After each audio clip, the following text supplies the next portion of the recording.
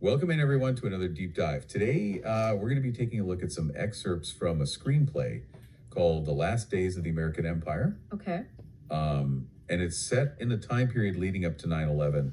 And we're going to be examining how this screenplay explores the human condition in the face of tragedy, and also, how these individual stories are interwoven with kind of the larger historical context. Yeah, and it does that really, really well, sort of weaving together those personal narratives with, bigger philosophical questions. Yeah. And it almost, it makes us think about how we grapple with, the fragility of life and, that search for meaning Yeah. in a world that often feels really chaotic. Absolutely. And right from the start, we're introduced to Jason Forsini. He's a successful stockbroker working in the World Trade Center. Okay.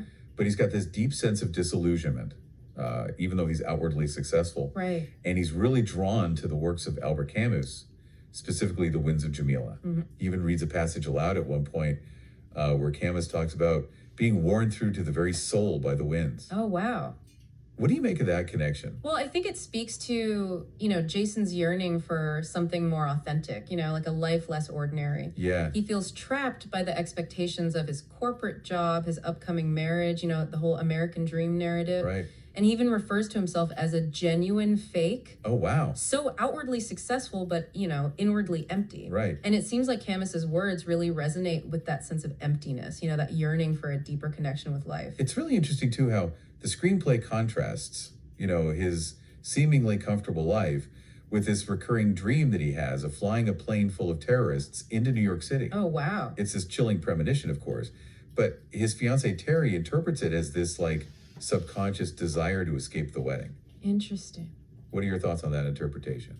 I mean, it's certainly a possible reading, and it really adds another layer of complexity to his character. Yeah. But I also see the dream as maybe a manifestation of, just the underlying anxieties of the time. Mm. I mean, remember, this is set in the late 90s. Right. A period marked by, globalization and technological advancements, and maybe just a growing sense of unease about the future. Yeah. So perhaps the dream is, it's tapping into those collective anxieties, those unspoken fears about what could happen. That makes a lot of sense, especially considering Jason's own personal history.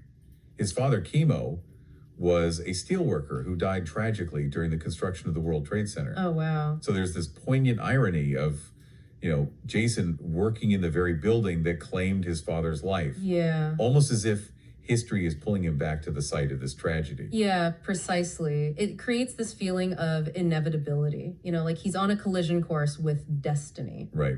And it also, speaks to that larger theme of how the past can haunt the present, how personal tragedies can intersect with these global events in these really unexpected ways. Absolutely. It's like the screenplay is suggesting that, even in a world that feels increasingly chaotic, that there are these underlying patterns, these forces that shape our lives Right. in ways that we may not, fully comprehend. Absolutely. And speaking of forces that shape our lives, the screenplay also takes us into a classroom at NYU where we meet Professor Spelling. Okay. And he's teaching a course called theologistics. Theologistics, what a name. I know, right? What is that all about? Well, it's a fictional discipline, of course. Okay. But it's used to explore some really profound ideas. Okay. Professor Spelling, he challenges his students to think differently about the universe and, our place in it. Yeah. He argues that everything is in constant flux, that the universe is, like a living organism, always evolving, always metamorphosing. So he's kind of pushing back against that human desire for these fixed theories and absolute truths. Exactly. He even makes the point that, our desire for certainty can actually blind us to the true nature of reality. Mm-hmm. And this idea of change of constant flux, it also ties into his views on terrorism as well. Okay. He argues that it often stems from a sense of marginalization, a feeling of being left behind by the forces of globalization and progress. So he's connecting individual desperation with those larger global shifts. Precisely. He's suggesting that violence can be, a desperate attempt to reclaim agency in a world that feels increasingly out of control. Yeah. And to kind of illustrate this point, he actually uses a slideshow of historical events. Oh, wow. To show that the war on terror isn't a new phenomenon at all. Right. He highlights these recurring patterns of violence throughout history, from ancient tribal conflicts to modern day terrorism. It's like he's trying to get his students to see the bigger picture, to understand all those complex factors that contribute to these cycles of violence.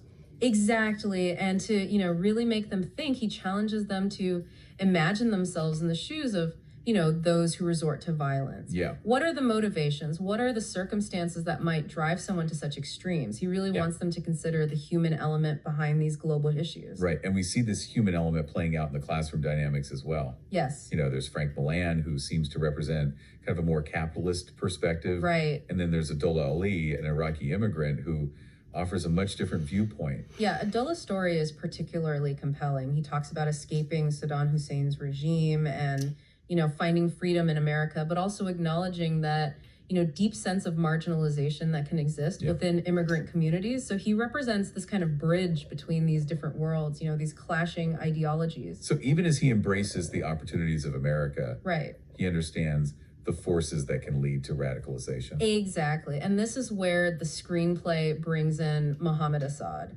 Okay. And he's like this fervent jihadist, who really embodies that path to radicalization. Right. He's actively seeking recruits, preying on those feelings of alienation and resentment. Yeah. And his confrontation with Abdullah is particularly galling. Oh, wow. He accuses Abdullah of betraying, their cause. Right. Choosing the comforts of America over the struggle for, their homeland. It really highlights that tension, that internal conflict within the Muslim community. Yeah. You have Abdullah, who sees America as this land of opportunity, and then you have Assad, who sees it as the enemy. Exactly. And that scene also raises a question for, how much does our environment shape our belief? Right. Is it possible to hold on to your cultural identity while also embracing, the values of a new society? It's a complex issue for sure. And as we're grappling with these kind of weighty questions, the screenplay shifts to another group facing danger. Okay. Rookie firemen in training. Huh? We see Captain D'Angelo and his tough love approach, putting them through these grueling drills, simulating those intense conditions they'll face on the job. It's interesting how their training echoes those larger themes, of facing fear and confronting mortality. Right. The way they describe the aftermath of surviving a fire, that feeling of being born again, cheating death. Yeah. It almost mirrors, that existential crisis that Jason's going through. It's like both groups are being forced to confront the fragility of life, even though they're coming at it from these very different angles. Exactly. And remember, the firemen, they're preparing for a danger they can see. Right. Whereas Jason's wrestling with this vague sense of unease, this premonition of something terrible looming on the horizon. And that brings us to September 11th. The screenplay doesn't shy away from depicting the chaos and terror of that day at all. No. We're right there with Jason's colleagues, right, trapped in the burning tower, desperately trying to escape. That phone call between Jason and Terry as the plane hits is just gut-wrenching. Yeah. You can hear the panic in their voices, the realization that this is it. It's a stark reminder of how quickly life can change, how a seemingly ordinary day can turn into this unimaginable nightmare. Absolutely. And it's not just about the physical impact of the attacks either. Right. The screenplay captures the shock and disbelief that rippled across the country, that sense that, nothing would ever be the same. Yeah. We see this through the eyes of Paul Goldstein, Jason's art school friend. Okay. He's just going about his morning routine, oblivious to the horrors unfolding, just miles away. It's like the screenplay is showing us how this one event shattered our sense of security.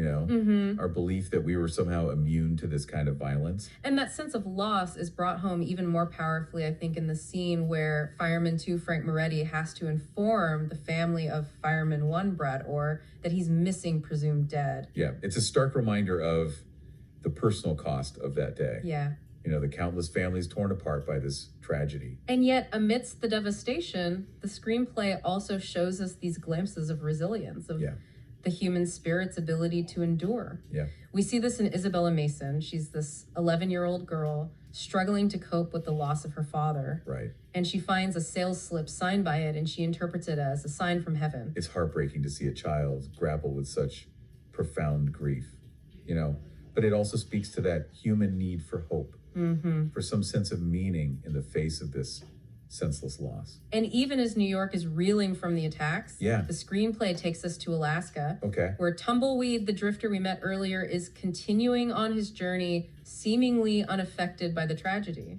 So it's a reminder that even in the face of these global events, individual lives continue, Yeah. often in stark contrast to the larger narrative. It raises an interesting question, doesn't it? How do we reconcile the enormity of these historical events Yeah. with the very personal, intimate experiences of individuals? It's a question the screenplay grapples with throughout. And as we move towards the conclusion, we see this play out in Terry's experience. Okay. She's about to give birth to Jason's child, Right. surrounded by the love and support of her friend Mary. It's a bittersweet moment, wouldn't you say? New life entering the world at the same time. The world itself has been so irrevocably altered. It really is. And it kind of speaks to that cyclical nature of life, doesn't it? The way that joy and sorrow, hope and despair, they're often so intertwined. Even amidst, tragedy, life finds a way to move forward. And then there's that scene in the delivery room where Dr. Rubin cracks a couple inappropriate jokes, much to the chagrin of Nurse Carol Dipman. Right. And it's almost jarring, but at the same time, it's strangely comforting that those little absurdities of life continue even in the shadow of such profound loss. It's as though the screenplay is reminding us that life is this, this tapestry of contrasting experiences, of light and shadow, of moments that, make us laugh and cry. Right. And that even in the darkest of times, there can be these glimpses of humor, of the unexpected, that remind us of life's enduring complexities. It makes you wonder, doesn't it? If we knew our time was limited, how would we choose to spend it? Yeah. What would we prioritize?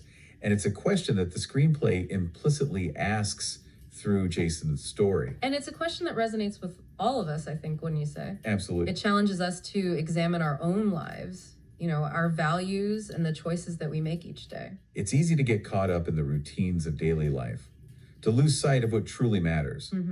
But events like 9/11, these moments of collective trauma, they have a way of shaking us out of our complacency, forcing us to confront that fragility of life and really the importance of living with intention. Yeah, and that's the enduring power of this screenplay, I think. It's not just about recounting the events of 9/11, but about exploring these larger themes of loss and resilience and that search for meaning, Right. in a world that can often feel chaotic and unpredictable.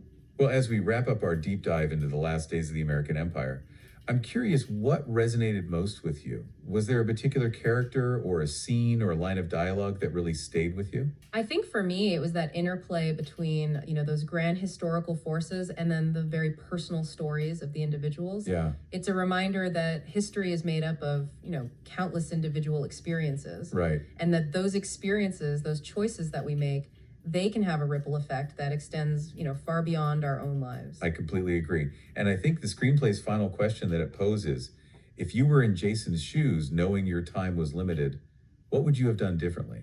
I think that's something we can all carry with us. Yeah. It's a powerful invitation to reflect on our own lives and to make the most of each moment and to live with a sense of purpose and gratitude.